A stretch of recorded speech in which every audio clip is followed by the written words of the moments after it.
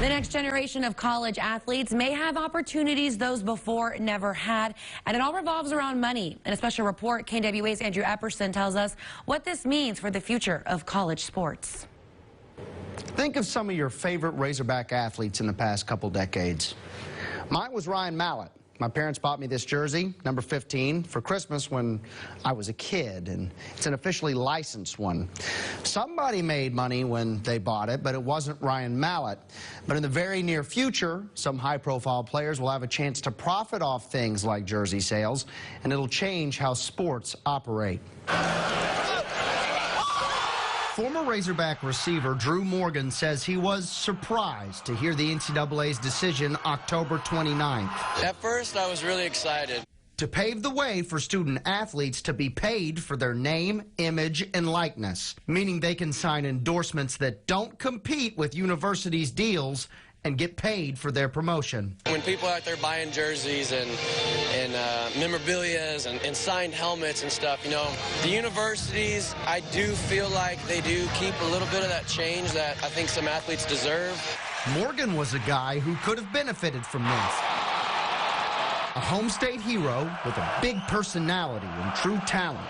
All the ingredients for a potential spokesperson. It'd been really cool, but at the same time, you know, I was the guy that I never took any of the credit. It's been a contentious road to the NCAA's decision, starting with California passing the Fair Pay to Play Act, essentially calling for the same thing in the Golden State. The California law and other states bring about laws was probably a pressure point for us and caused us to move, and I think that that's okay. Ohio State Athletic Director Gene Smith spoke for the NCAA, saying paying athletes for their on-field performance isn't the goal. We're not looking for a pay-for-play model. This is not that. This is monetizing your name, image, and likeness. And I think it might almost be like a widespread issue. University of Arkansas professor Ricky Thine teaches a class called Sports, Media, and Society. This was probably our best day. Students research and discuss important topics affecting the sports world, including whether college athletes should be paid. The system of college athletics, in my opinion, is broken.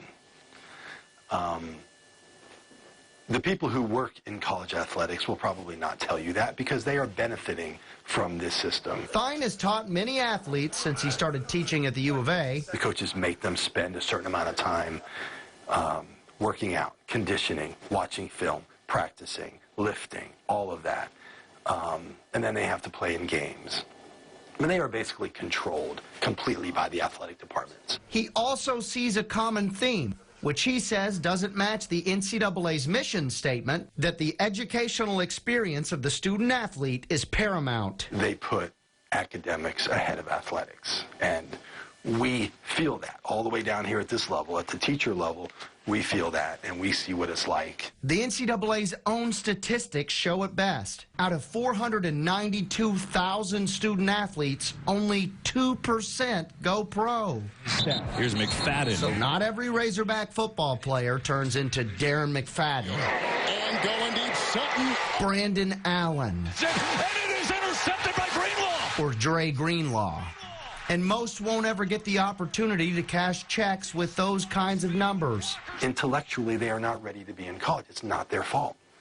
Nobody throughout their entire lives have said, hey, look, we need to make sure you get caught up academically because eventually it's going to catch up to you. It's not their fault. It's the system's fault. It's frustrating because it's like, you know, why couldn't I have been a part of it? But now seeing on the outside, it's like, you know, I'm glad I'm not, because I think it changes kids' mindset. Now, an assistant coach at Fayetteville, Morgan says he has advice for his players as they deal with a completely new era of semi-professionalism. I would say just keep your head low, duck your chin, roll with the punches, focus on the necessities in life, and that's growing as a person. Football teaches you more than just, you know, lining up and scoring touchdowns and making big plays. There's more life lessons in it. NCAA representatives say they want new rules on college athletes' pay to be implemented by January 2021. The board directed Division I, II, and III schools to come up with their own rules in this department. So modernization could look a little different between each.